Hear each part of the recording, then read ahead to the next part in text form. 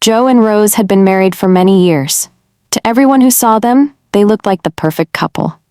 Joe was a loving husband, kind, caring, and always making Rose feel special. They had a beautiful daughter named Anne, and their home was filled with laughter and joy. But behind Rose's back, Joe was living a double life. For years he had been pretending to love Rose with all his heart, but in reality, he was a man with many secrets. He cheated on Rose with different women, but he was so careful that she never suspected a thing. He knew how to cover his tracks well. Whenever he wanted to be with another woman, he would tell Rose that he had to travel for a business trip.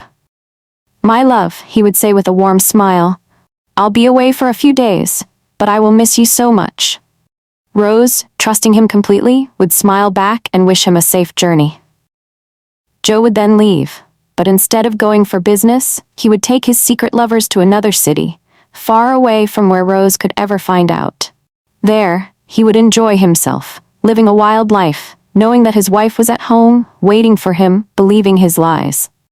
At home, Joe was the perfect husband. He pampered Rose, showering her with attention and love. He called her sweet names, whispered romantic words in her ears, and made her feel like the luckiest woman in the world. He never let her doubt his love, and Rose, being a faithful and devoted wife, believed every word he said. Every night, Joe would come to Rose's bed, holding her close and singing her to sleep in a soft, soothing voice. Rose loved this routine. It made her feel safe, loved, and cherished. But deep inside, Joe had a different thought as he watched his wife sleep peacefully beside him. "Look at how innocent she is," he would think to himself. "She trusts me completely. I hope she never finds out what I do behind her back, because it would break her heart." And with that thought, he would turn over and sleep, knowing that his secret was safe. Rumors about Joe's secret life started spreading. Rose's friends had seen him many times with different women in different places. Some had even caught him in romantic situations, laughing and holding hands with women who were not his wife. Her friends, out of concern, came to warn her.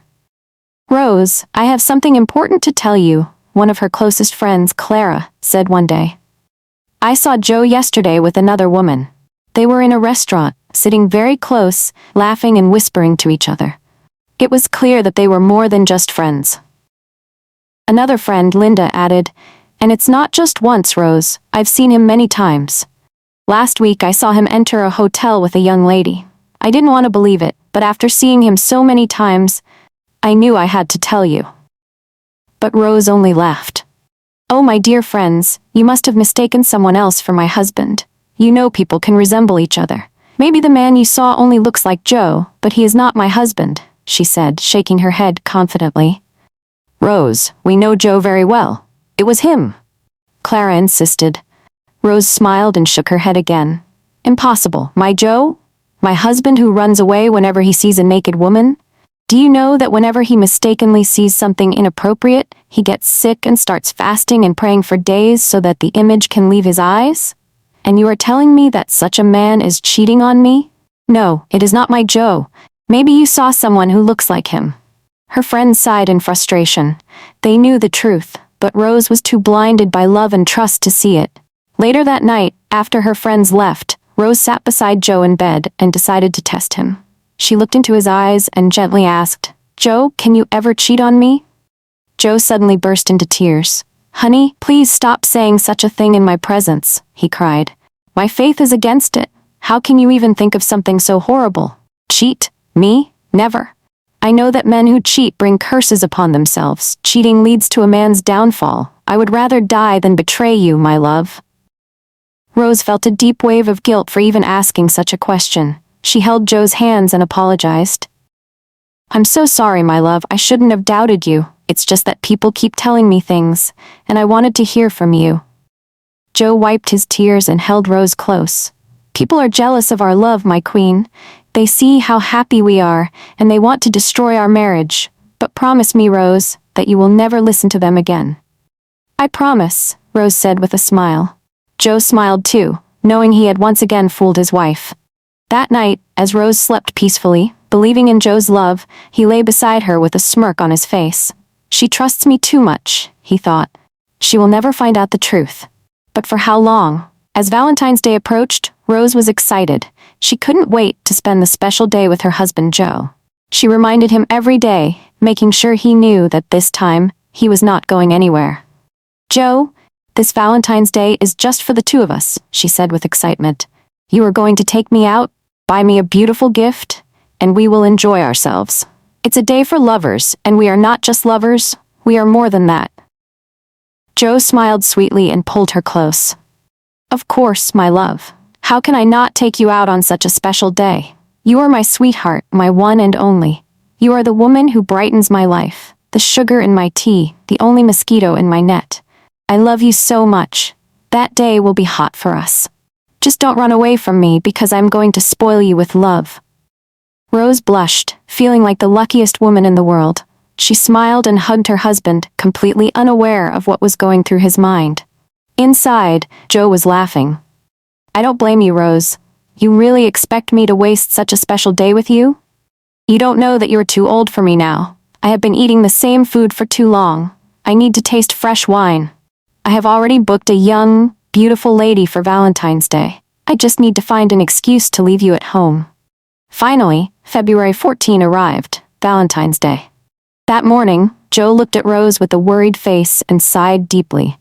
"My love, I have an emergency call," he said in a serious tone. "If I don't attend to it now, something great will be destroyed. But don't worry, Valentine's Day will always come and go. Please understand." Rose, being the trusting and loving wife she was, believed him without question. "Go, my love," she said softly. "I understand." Joe smiled, kissed her forehead, and left the house. But instead of going to attend an emergency, he went straight to a hotel where his secret lover was waiting for him. A few hours later, Rose received a phone call. "Hello, Rose," the voice on the phone said. "I know you trust your husband, but I have something to tell you. Joe is in a hotel right now with another woman. If you don't believe me, go to this hotel and check room number 305. Rose's heart skipped a beat. She wanted to dismiss the call, but something inside her told her to see for herself. "It can't be true," she told herself. "Joe would never do this to me. He loves me too much."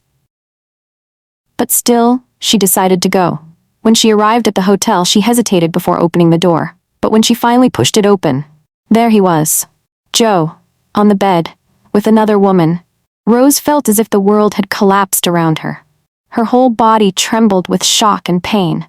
She had brought a big stick with her just in case, but she never thought she would actually need it.